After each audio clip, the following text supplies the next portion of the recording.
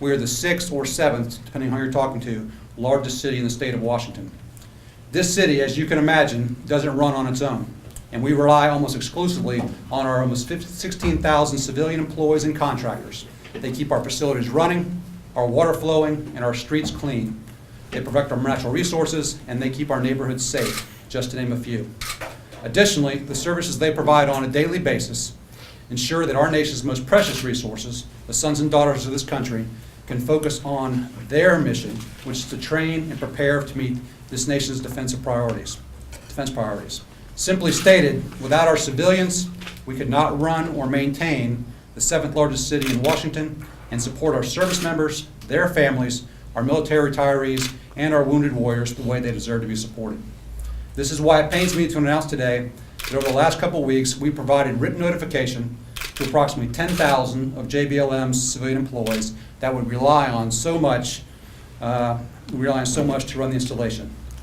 They were notified that starting on the week of 8th to the 12th of July that they would be furloughed, meaning they would run for 11 non-sequential unpaid days until the end of the fiscal year in September. For the majority of JBLM's organizations, the furlough will basically occur every Friday. This means that the first furlough day for many of the JBLM civilians would be on the 12th of July. We selected Fridays for 2 reasons. First, it was based on the utilization statistics of our services.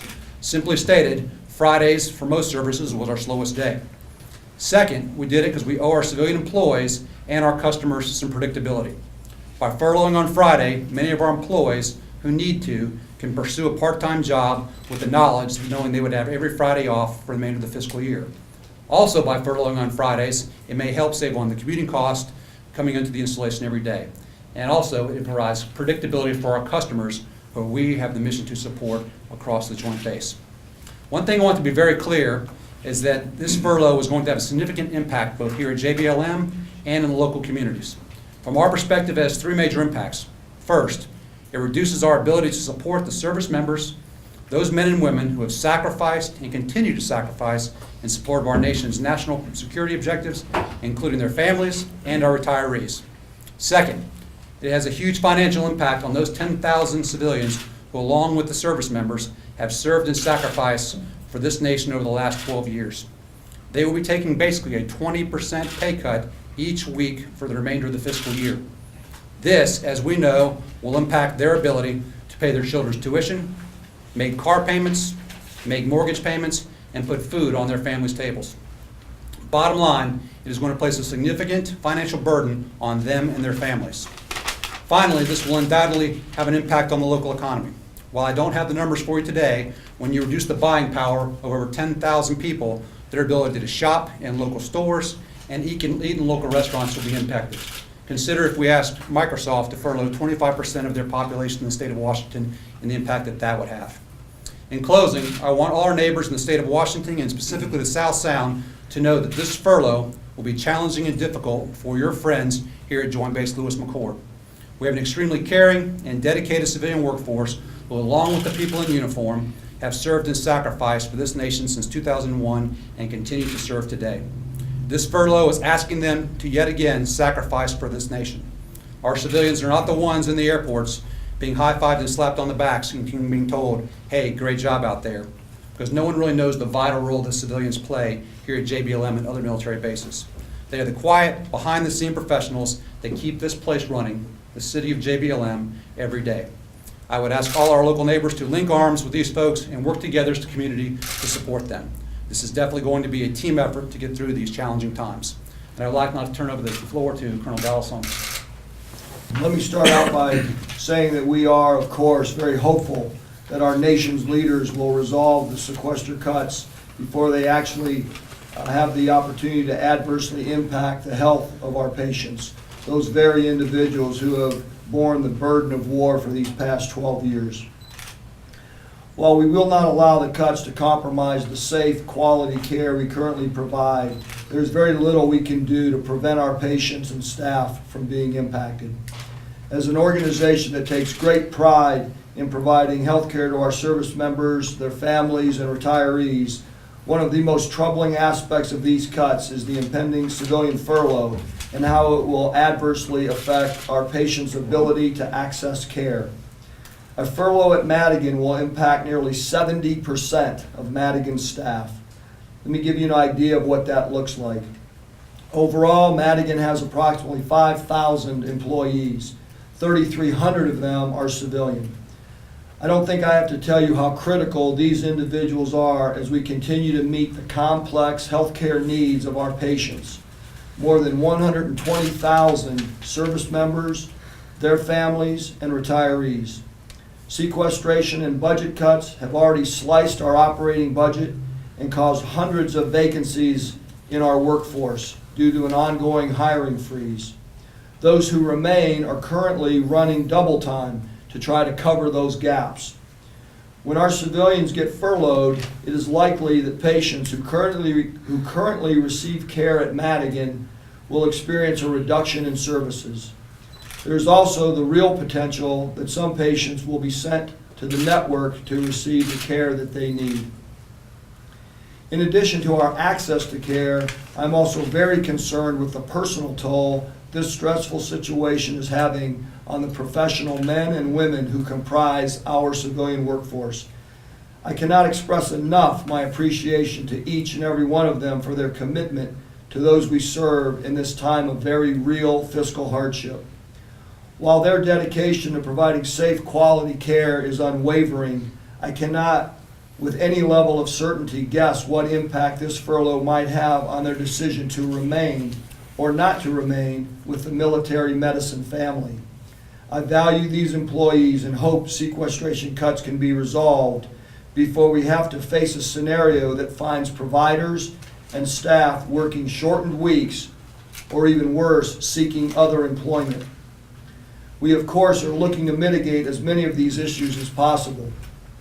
We have received 661 furlough exemptions for our behavioral health providers, individuals charged with caring for our warriors in transition, and other critical staff who are responsible for the lives of our most vulnerable patient populations. For example, those specialized nurses who care for our tiniest patients in Madigan's neonatal intensive care unit. That unit is 100% civilian nursing staffing. We are also backfilling absent civilian labor with military staff, both internally and borrowed military manpower from First Corps, where feasible. However, very few skill sets needed in a medical center exist in line units. And of course, we are looking at each Madigan department, division, clinic, and service to determine how to best allocate our diminishing resources. The Madigan Command remains fully engaged, and again, we will not allow the cuts to ever compromise the safety of the care we currently provide our beneficiaries. We will also not lose sight of the personal toll that this stressful situation is having on our staff and organizational morale. I'll be followed by Colonel Jeff Philippart, the 62nd Airlift Wing Vice Commander. Thank you. Good afternoon, and again, thank you for being here today. As mentioned, I'm Colonel Jeff Philippart, the Vice Commander of the 62nd Airlift Wing, and I'll be representing Colonel Wynn Elder, the Commander of the 62nd Airlift Wing, and the Senior Air Force Component Commander here at Joint Base Lewis McChord. This afternoon, I would like to address a few items. First, how sequestration affects the Air Force mission and flight operations at McChord Field. Second, the effect of furloughs on Air Force civil service employees. And third, the impact of sequestration, specifically the civilian furloughs, on our airmen and their families. First, sequestration has made a profound impact on the Department of Defense and the Air Force. Several fighter squadrons have stopped flying, and all aerial demonstrations have been canceled for the remainder of the year. In our local area, Air Mobility Command canceled the biannual international rodeo competition planned for next month.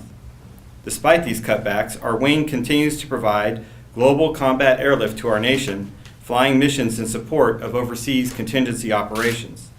Thus far, we continue to train our airmen so they are ready to respond if a contingency arises at home or abroad. However, sequestration is a 10-year cut to military spending, and our readiness will almost certainly decline over time.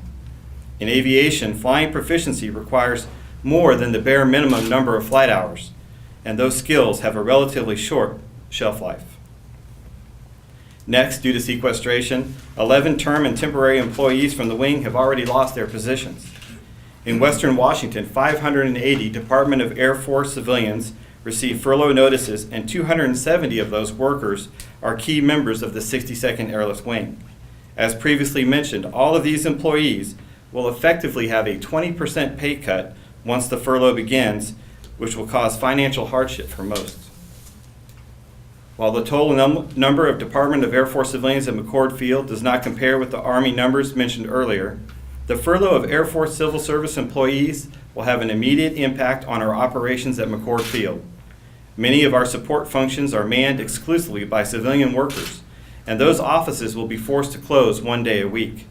Additionally, in some areas like aircraft maintenance, the wing relies heavily on the continuity and experience of our civilian workforce. These seasoned workers train and mentor our airmen. While airmen in uniform will step up to shoulder the workload in order to move the mission, they can't replace the decades of experience that will be involuntarily placed on the sidelines. Simply put, our wing could not perform its mission without the dedication and professionalism of our civilians.